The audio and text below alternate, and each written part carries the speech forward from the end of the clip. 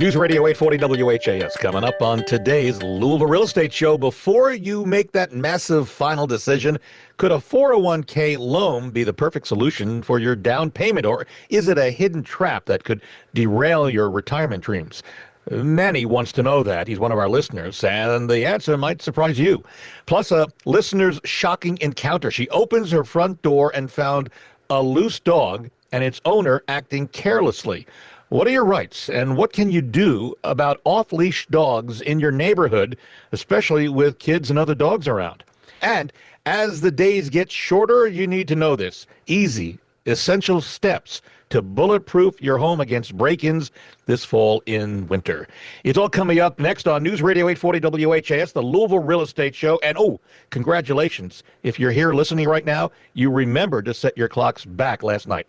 Hi, everybody. I'm Bob Sokoler. Thank you for joining us. And yeah, we got a packed show. Reminder, Fed actually lowered interest rates again by 25 basis points. It doesn't necessarily affect long-term rates, but it will have an impact on credit cards and also loans and savings accounts. So just a heads up that that's happening, and we'll see the impact on that and more in months to come. Let's introduce the folks who are going to be here for the next half hour. Chuck Crosby, he's the head of the Crosby Law Offices. They do real estate closings and wills and living wills and healthcare surrogates and a variety of other things. You can reach Chuck anytime on his phone, and the number is 499-6360. Also here, Randy Rocky, co-owner of Swan Financial. They shop the loan to get you the very best rate, and you can reach Randy and find out what the rate is whenever you're ready at 645-0736. And I'm Bob Sokoler, owner of the Sokoler team, Remax Properties East. If you're thinking of selling your home now or in the future, all you need to do is call me anytime, free, no obligation, no home too big, no home too small. You can reach me on my cell phone, 502-376-5483.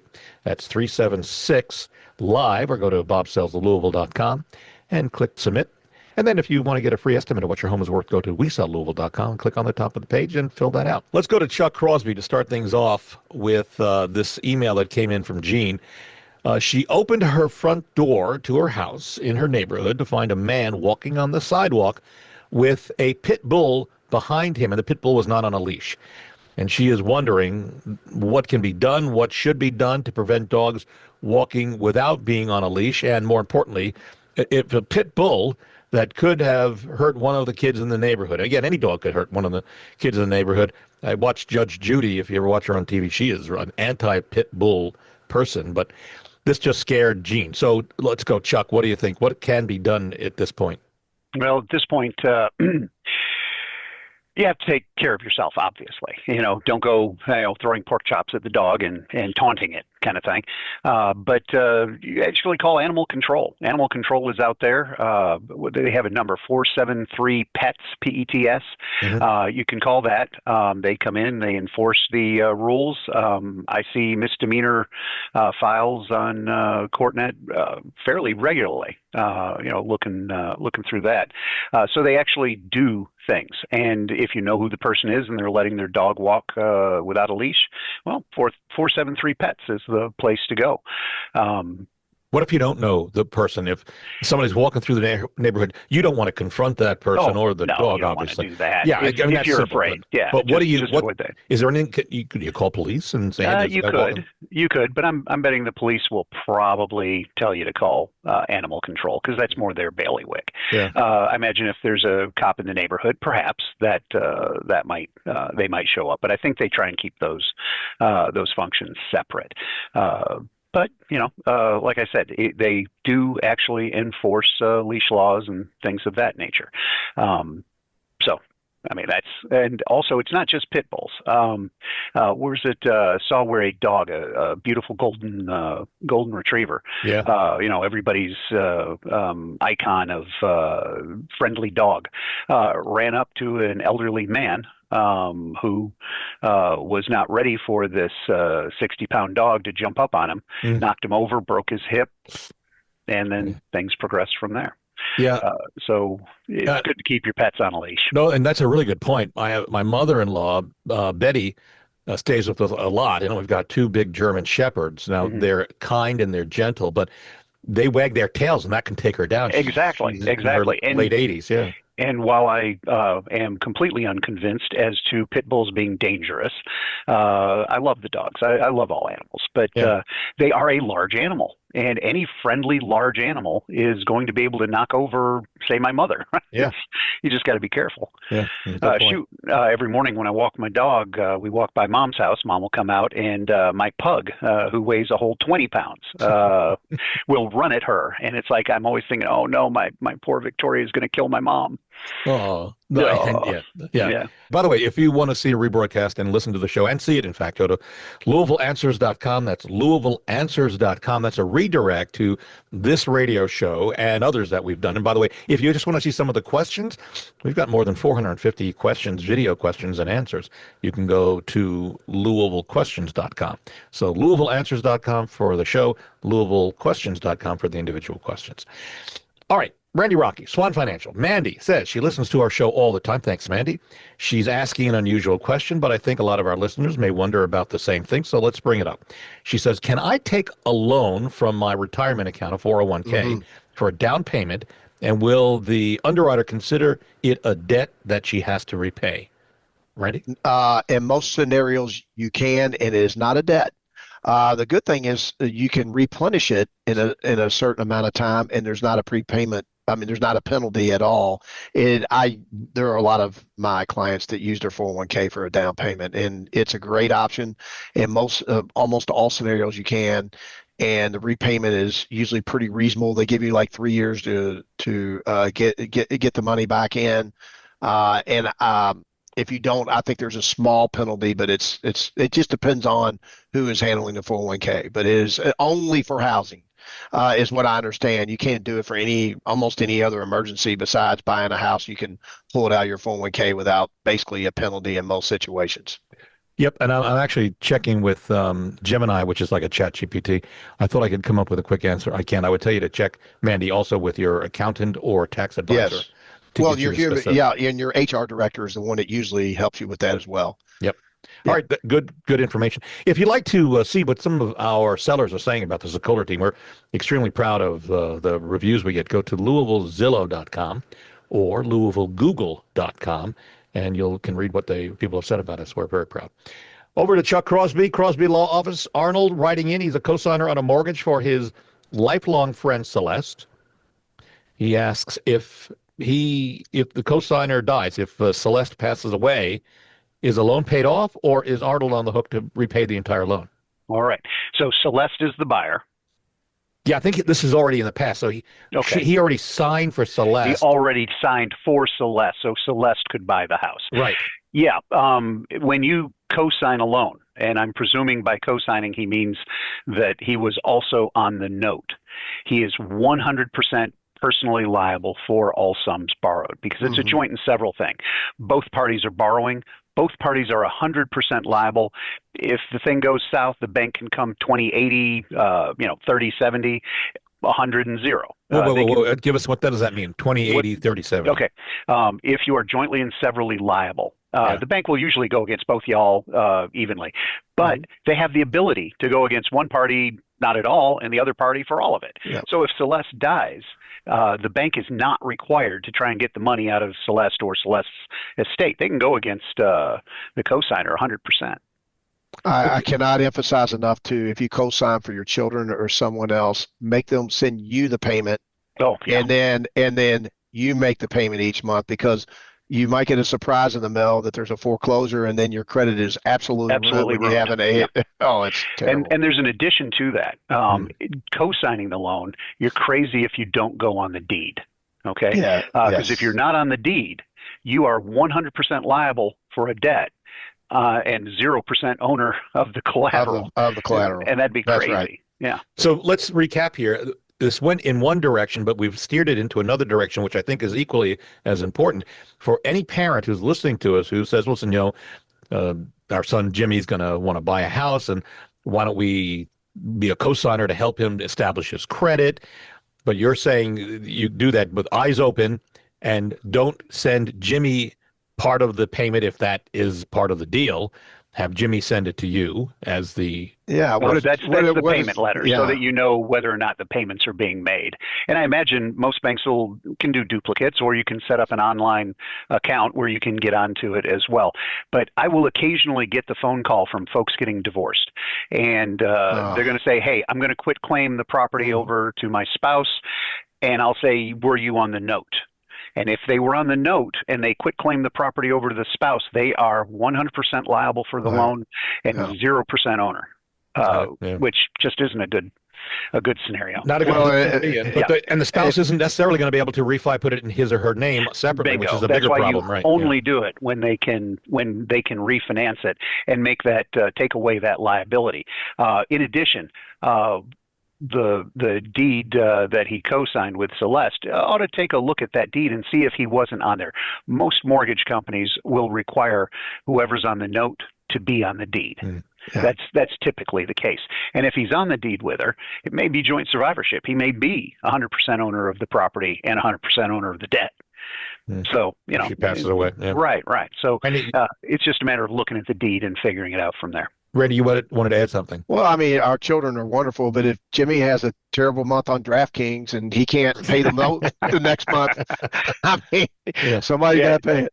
Jimmy's going to have more than a terrible month on DraftKings if I find out my son is doing that. Yeah, better. Listen, if your son or daughter, a little piece of advice, and Randy's going to jump on board. I'm sure Chuck will as well. If they've got a credit issue with them not being able to purchase a home, the better play might be to get them to a credit counselor to get their credit in order to be able to purchase, rather than you putting yourself, unless you go in eyes open and say, okay, I'm going to do this one way or another. Sometimes they don't qualify because of debt to income, but they're okay, and there's just so many scenarios. But it's just the one thing is, if you're on the note and you have got to be the one controlling the payment. That's the bottom line. After all we said all this, which Chuck went into the divorces and everything else, I could tell you story after story after story. It's terrible. I mean, what could happen? What could happen? I'm not saying it does most of the time, but what could? All right. If you want to see what sellers are saying about us at the closing table, we've got some interesting interviews the past couple of weeks. Go to LouisvilleSellersTalk.com. There's more than 100 of these interviews I've done. It's LouisvilleSellersTalk.com. When we come back, folks, some easy ways to protect your home from break-ins this fall and winter is important. Staying with us, Chuck Crosby, owner of the Crosby Law Offices. They do real estate closings, wills, which are so important. Living wills and foreclosure defense. Give Chuck a call, 499-6360. Also, Randy Rocky, co-owner of Swan Financial. They shop alone, get you the best rate. You can reach Randy anytime, 645-0736. And if you're thinking of selling your home now or in the future, I'd love to help you. It's really free, no obligation. And I'll come out. It's me. We talk as long as you want about the plan, the process, what you can do or don't need to do to get the home on the market and sold at your time level and whatever price point you think is going to work for you. We'll talk about it. You can reach me, 376-5483. That's 376-LIVE, or go to WeSellLouisville.com. Back in a moment on News Radio 840 WHAS. News Radio 840 WHAS, Bob Sokoler, Louisville Real Estate Show, here with you till the top of the hour. Thank you, Barbara Corcoran, who's a mentor, and she is one of the stars of Shark Tank and is a great lady and a good investor as well. Thanks for the endorsement. Continuing with us, Randy Rocky, Swan Financial. They shop alone, get you the very best rate, and this time when rates seem to be falling, I mean, they tick up a little bit, they go back down. You want to check with Randy, 645-0736. If you're thinking of buying a home and you need a place to get the home loan closed, I recommend Chuck Crosby, the Crosby Law Offices. Not only do they do real estate closings, they do wills, powers of attorney, durable powers of attorney, commissioner sales. The list goes on. You can reach Chuck, 499-6360. And if you're thinking of selling your home now or in the future, I'd love to help you. No home too big, no home too small. I work in Louisville, Southern Indiana, surrounding areas. You can reach me for a free, no obligation meeting. You can meet here at my office or at your house or even at a coffee shop. 376-5483. And I should point out, we also do Zoom calls as well. 376-LIVE, or go to bobsellslouisville.com. Click out on the form and fill it out. Submit. All right, going to be inside for a little bit more now with the colder weather, nasty weather. There's also a question for a lot of us. How do we make our homes safer? So you're not up against those outside forces. Who knows what's going on in our world these days, right? So here's a quick list of things to primer. We've talked about things in the past, but this is a quick list of what to kind of bring it to your front of mind so you're able to remember these types of things going into the winter. Lock every door and window. Yeah, that's a no-brainer. Install deadbolt locks. That's a no-brainer. Reinforce door frames. And by that, you know those screws that go into the door frame where your latch goes in? If you look at those screws, they're probably only an inch, maybe at that. But the suggestion is uninstall those, unscrew those using maybe an electric drill, and then get longer 3-inch screws that go well into the body of the door frame so that if a burglar's going to try to kick in, it's not so easy to break into the house. Get a video doorbell, secure, make sure you got secure sliding glass doors, and then use a metal bar to keep those doors from being open just in case the lock's not working right or you forget to lock the door itself. Use motion activated lights. Install a smart security system. Don't advertise you're away if you're going on vacation. Trim shrubs near windows so you can see out. And get to know your neighbors. Let them know if you're heading out of town for a little bit. Let them know to keep an eye on your house. Also, if you can't, have a neighbor to park a car in the driveway so someone thinks that is someone's home. And then there's also beware of dog signs that you can put out there, even if you don't have a dog. And don't hide spare keys outside. Burglars know that there may be something out there, and they know where to look too, under rocks, hidden locations. Add window locks if you need to. Lock up tools and ladders when you're not using them. Use timers for lights to indicate that you might be home within the house, so lights go on and off throughout the house. Fence in your yard if that's a possibility. Install window security film to keep burglars from looking in. And post security stickers like you have ADT or one of the other burglary companies monitoring your house, even if you don't. And then ask for police for a free home security check. I didn't know that they actually do that, but apparently they do. Free home security check to let you know what maybe you might want to change if you are a little concerned about what's walking around outside. All right, we're going to go back over to our questions. And again, you can email me a question if you want on the air. Bob@WeSellLouisville.com. That's Bob@WeSellLouisville.com. All right, Randy, Rocky Savannah plans to apply for a mortgage in a month. She says it'll be her first home. And in this email she sent to us, she's wondering, what are some of the things a mortgage company looks at in order to determine if a person is eligible for a mortgage? So lenders scrutinizing the buyer's what? Where do we start? What are you looking for? Credit score, income, and how much cash on hand. We can do no money down homes, but how much cash on hand and how much income they make, because we got to account the debt against it for the mortgage payment, and if they have credit card debt or car debt or things of that nature. Those are really the three big things: credit score, income, and amount of actual cash assets. All right, so we're talking about buyers' financial stability. If you were to name one thing that most commonly causes a difficulty or denial of a person to get a loan, what would that be? Credit score. Oh, so the credit score. So, do those, if you ask like one of those 3 credit companies to do a free report, there are some free reports still, right? Well, yeah, and most things that are free, there's a reason. Yeah, right. You're getting on the list. Yeah, no kidding. Yeah. The best thing to do is call your trusted mortgage person and say, hey, I need to check my credit. Where am I at on things? Because I'm thinking about buying, or in the next 6 months. I always start about 6 months in advance is what I would do. Oh, good tips. Okay, very good. By the way, if you are thinking about selling your home now or in the future or 6 months or next year, we've got a free no obligation booklet that will help you prepare for the sale with some 150 plus tips. Send me an email, Bob@WeSellLouisville.com, and in the subject line put selling tips. And then send that to me, and I'll send it back to you. It's all via email and instant, pretty close to being instant, and we'll get you informed as to what you need to do. Chuck Crosby Law Office. Al says he listens to our show all the time. Thanks, Al. He wrote this question to us via email specifically for you, Chuck. Oh. Chuck, he says, you sound like a well-informed attorney. No, I think we all agree with that. Oh, Lord. He's wondering, have there ever been any, Brandy would say that, have there ever been any unusual closings where something happened that frazzled you?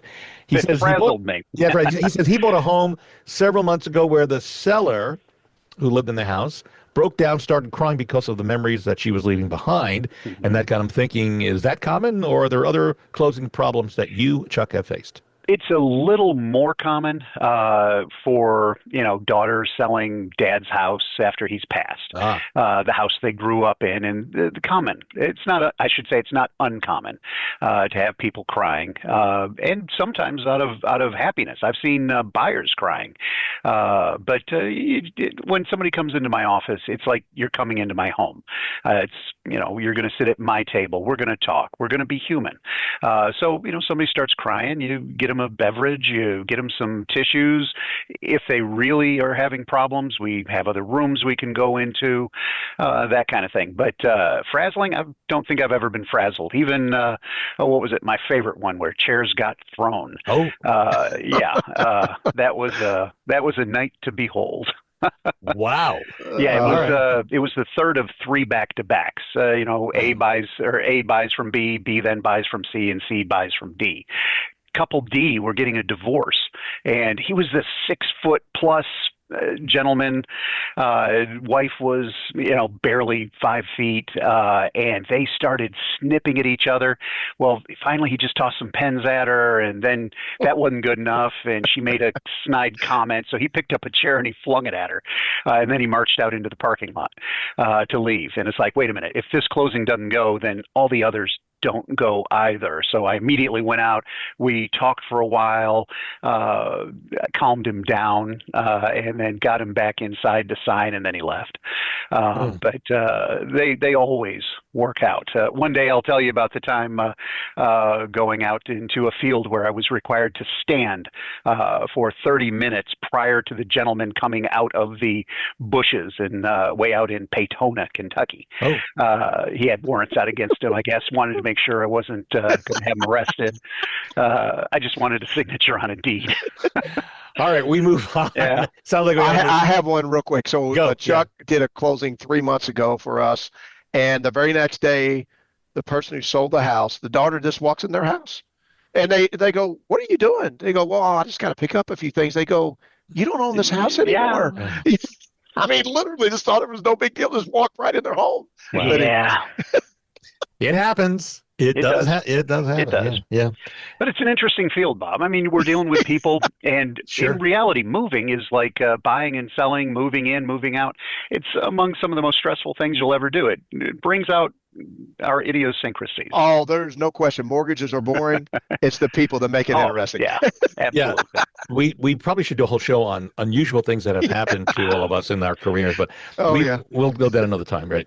A reminder, you can listen and watch a replay of this show. You go to LouisvilleAnswers.com, and then that'll take you to our YouTube channel where these shows are. And then if you want to just listen to or see the questions as well, we break them up into questions.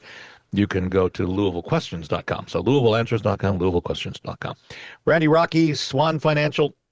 Mike has put a contract on an older home that has been pre-approved, and he's been pre-approved for an FHA loan. He says in the email that he sent us, and it's bob@WeSellLouisville.com is the email address. They've gone through inspections and worked out any potential problems, but the appraiser went out and found several problems that the appraiser denied the loan until the items were repaired. Right. And I mean, we've seen these things. Mike says the seller's refusing to make the repairs. I think there's a paint, he says, that has to go on where there's some peeling of paint. Usually on the windows. Outside flaking. Yeah. He says he's already put more than $800 into the purchase of the home between the inspection and the appraisal fees. And he doesn't want the deal to fall apart or die. He says, what can he do if the appraiser won't budge and the seller won't budge? Well, I don't know what he can do. I guess he can. I don't know, because I've never been asked. I don't know if he can legally go in and repair. Do you know, Chuck? Can they go in and legally let me tell you repair? what we've suggested. And Chuck, you advise us on this, okay? What we've told clients where this has happened is first we get the approval of the seller to do the work. And then we have the buyer or someone, a handyman that the buyer employs. Buyer pays for this, in this case, Mike. Right. And then the handyman, or Mike in this case, goes in and does the touch-up paint. Right. The risk is to the seller where the stuff is not done correct. But I don't think a buyer is going to intentionally make a mess of something. That's right. You've got to get the seller's permission going through the seller's agent. Have your agent. That's right. Got that? There's a couple of problems with that. Okay. If it's a VA loan, going in and doing repairs and paying for them by the buyer is forbidden. Forbidden, yeah. Yeah, you just can't do it. On FHA loans, I'm not entirely certain whether it's forbidden, but I wouldn't do it without the lender saying it's okay. Right. Because then you're getting into all the little fine print that says, hey, these are the numbers, this is what was paid, et cetera, et cetera. But now we've got something over here that we've paid in relation to this deal that the lender may not know about, and that's always a problem. In a cash deal, absolutely, all day long. That's not a problem. But then it would be an FHA appraiser doing the questions on. Right. But all right. So Chuck, let me just fast track this here because we're out of time. Yeah. So, am I wrong in saying if Mike went to the seller on the side and said, "Hey, let me do this and we can get this closed," and the agents don't know about it, the banks don't know about it, the attorneys, is there a side little handshake that can be done to get the deal going forward? The quick answer is whenever your question includes on the side, it's probably wrong. Okay. Yeah. Okay. Probably. Yeah. However, I have seen it done where the work is done by whomever's person, but the bill is paid on the settlement statement. So if you have like a contractor that works with you, that you've got a good relationship with and that trusts you to pay him, they can go in and then have the bill paid as part of the seller's fees from the seller's money. They will have the buyer, if the buyer has the money, put $5,000 in escrow for what you're talking about, Chuck. If the buyer has the money. But if they don't have the money. But this is a FHA loan. I've got to presume they don't have the money. That's why they're going for it. So it's a catch-22. Mike, how you handle it is up to you. But we've given you some ideas of some of the things you could possibly do. All right, we're out of time. My thanks to Randy Rocky Swan Financial. They do a great job of shopping the loan to get you the very best deal that's out there. You can reach Randy and his team at 645-0736. Also, my thanks to Chuck Crosby, the owner of the Crosby Law Offices. They do a wealth of things. I mean, we're not just talking about a great job at real estate closings, but he does wills, which are so important, living wills, healthcare, surrogate help, powers of attorney, specific powers of attorney, the list goes on. You can reach Chuck 499-6360. And if you're thinking of selling your home now or in the future, I'd love to help you. No home too big, no home too small. I work in Louisville, Southern Indiana, surrounding counties. You can reach me for a free, no obligation discussion, whether it's by phone or by Zoom or in person, which I do all the time. 376-5483. That's 376-LIVE. Or go to bobsellslouisville.com and fill out the form, hit submit. And then also for a free, no obligation estimate of what your home is worth, you can go to WeSellLouisville.com, click on the top of the page. We're out of time. See you next Sunday on News Radio 840 WHAS.